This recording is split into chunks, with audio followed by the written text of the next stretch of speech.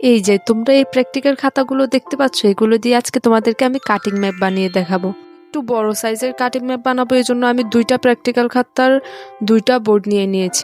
2টো practical খাতার বোর্ডকে আমি 4টা স্লাইস করে নিয়েছি। তোমাদের কাছে ভিডিওটি একটু ঝাপসা লাগতে পারে, কারণ তখন আমি লাইট সেট আপ করিনি। ওই 4টা স্লাইসকে আমি চার্ট পেপার দিয়ে গ্লুর সাহায্যে লাগিয়ে দিয়েছি। আজকে আমি ছোটখাটো একটা সেট আপ বানাবো, যেটা দিয়ে আমি মূলত আর্ট জার্নি শুরু করব।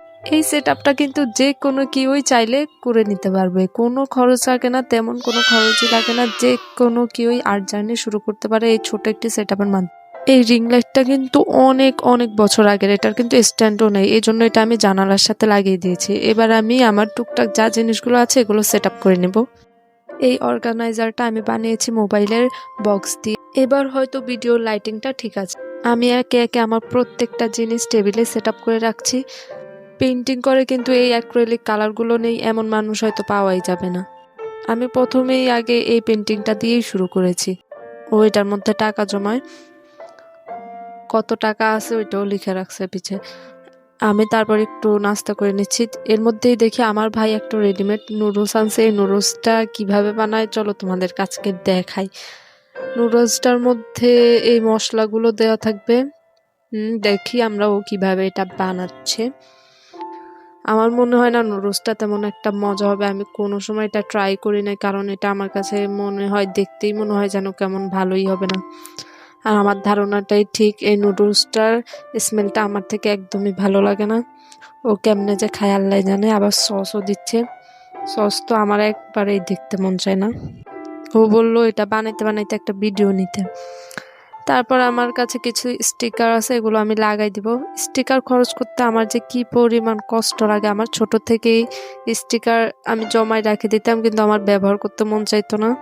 এজন্য আমি যেগুলো পিচ্ছি পিচ্ছি স্টিকারগুলো এখানে লাগাই দিচ্ছি, কিন্তু এগুলো ব্যবহার আমিই করব, তারপরও আমার এগুলো লাগাইতে মন চাচ্ছে না।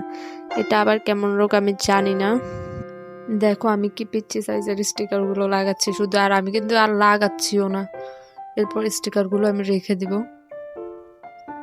আর এটা কি দেখায় বারবার, এবার স্টিকারগুলো ঢুকাই রাখি, আর ব্যবহার করব না সযত্নে।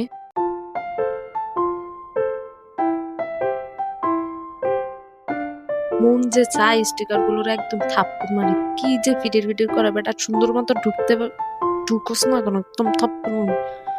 আর এদিকে এদিকে পাশার সাইডে তো কিছু দিই নাই আমি, মানে বক্স কখনো বানাই নাই, এই জন্য আমি বুঝতেছিলাম না। এটা পিছে ছিল, আমি আরো কেটে ফেলাই দিয়েছি। 2টা শ্যাম্পু ছিল, এটা ঢুকাই রাখছে, আর কিছু তো নাই। আবার কুত্তা বেড়া পড়ে যাচ্ছে, ঢুক।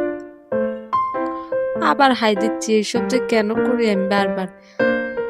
3টা বক্সের একটা বক্স দিয়ে শুধু আমি অর্গানাইজার বানাইছি, ওগুলোকে আমি এমনি হোয়াইট কালার পেপার দিয়ে মুড়িয়ে রাখছি, কিন্তু এখনো ওগুলোতে কিছু বানাই নাই।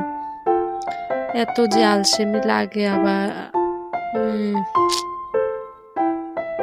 ভয়েস দিতেও বিরক্ত লাগে। মানুষ যে কিভাবে এত সুন্দর করে ভয়েস দেয় আমি নিজেও জানি না। এই আবার এটা দেখাচ্ছি, মাথাটা খারাপ হয়ে যায়। কয়বার যে দেখাইলাম আমি এগুলো। ওই 2টা যখন কমপ্লিট করবো তখন তোমাদেরকে ভিডিও দেখাবো। আমি আবার একটু নাস্তা করে নিচ্ছি। টাটা।